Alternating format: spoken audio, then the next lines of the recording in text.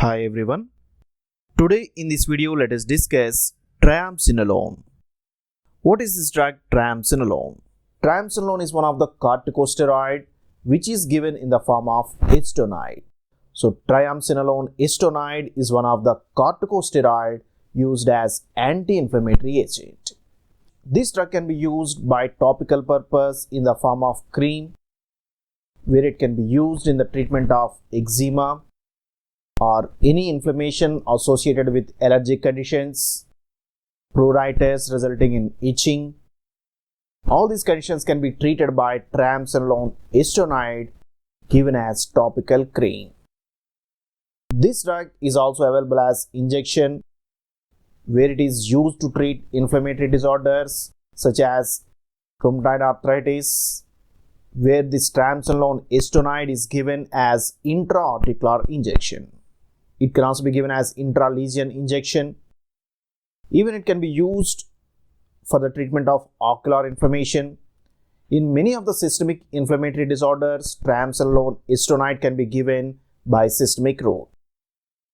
But today in this video, we are going to discuss how this drug is given by topical route as a cream and how it acts, what are the important precautions, side effects, dosage, all these things we will discuss in this video. First of all, let us see the precautions of Triamcinolone acetonide. This drug, Triamcinolone, being a corticosteroid, it can be applied on the skin by topical route. So when it is going to be applied on the affected area, it is going to be absorbed into the skin and it can reduce the inflammatory response. But few of the molecules can enter deeper into the skin, where it can be absorbed into the systemic circulation, resulting in the systemic side effects. Particularly, it can suppress HPA axis, hypothalamus, pituitary and adrenal axis. Because of suppression of HPA axis due to autoinhibitory mechanism, the cortisol is somewhat less released from the adrenal cortex. And this systemic absorption is more pronounced in the children. So in children, it should be carefully applied and a small quantity should be applied in order to reduce the systemic absorption. Due to the suppression of HPA axis, Triamcinolone can produce various effects such as hyperglycemia, increased blood glucose levels, glucosuria, increased glucose levels within the urine, and it can also produce various symptoms collectively known as Cushing's syndrome, resulting in the increased weight gain, fat deposition, elevated blood glucose. All this can be observed because of suppression of HPA axis. So care should be taken to avoid systemic absorption, and this cream should be applied only on the affected area at low concentration to reduce the systemic effects. And since Triamcinolone is available as a cream, it can be applied on the affected area, but that area should not be covered with bandages or surgical dressings. Any occlusive dressing may increase the systemic absorption, which increases systemic side effects. That's why bandages and occlusive dressings are not preferred with Triamcinolone acetate cream.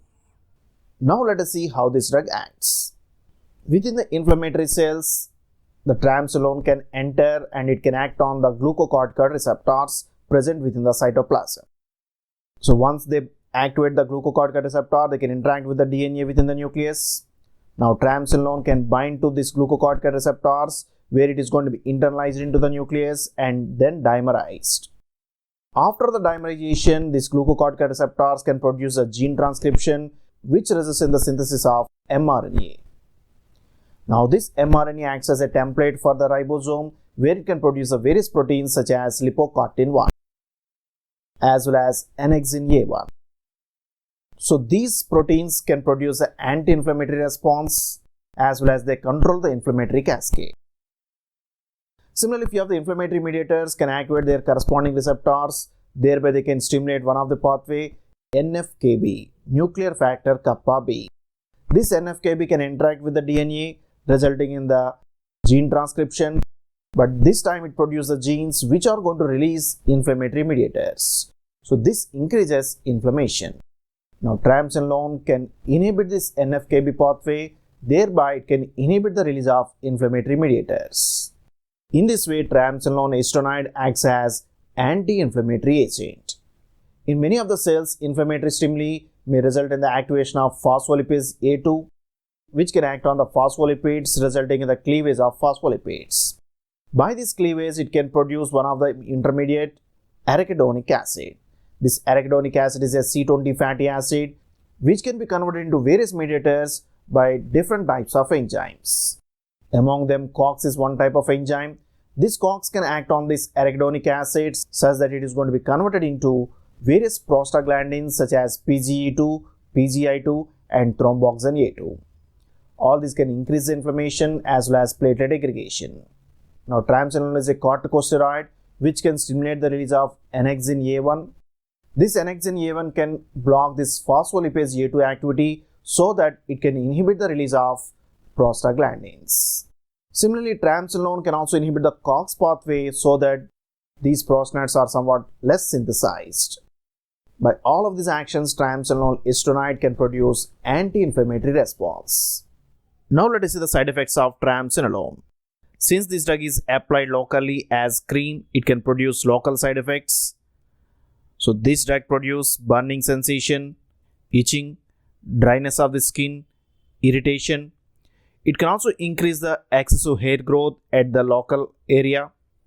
And on the skin, it can produce acne type skin eruptions. This drug can also produce some allergic contact dermatitis. In such conditions, this drug should be carefully given. And finally, this drug can also produce hypopigmentation, resulting in the decreased pigmentation within the skin. Now let us see the chemical nature of this drug. So this is the structure of triamcinolone. We can observe the nucleus is the pregnein 1,4-diene. So we can write this as pregna 1,4-diene 320-dione. And we can observe 4 types of hydroxyl groups within this structure.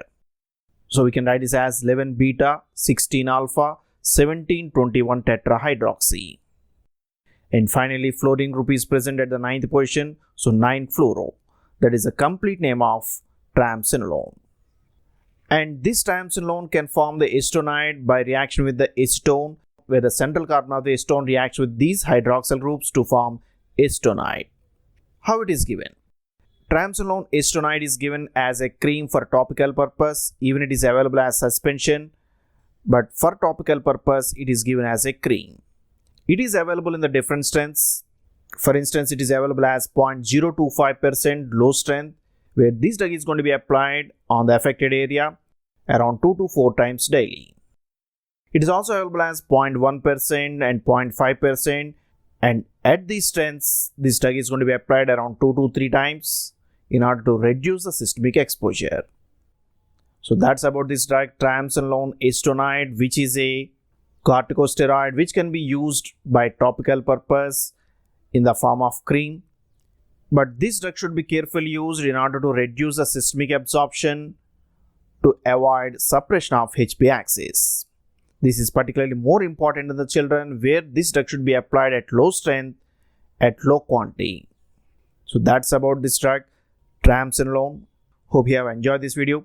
If you like this video, please subscribe to our channel, share this video with your friends, post your comments in the comment box. Thank you for watching this video.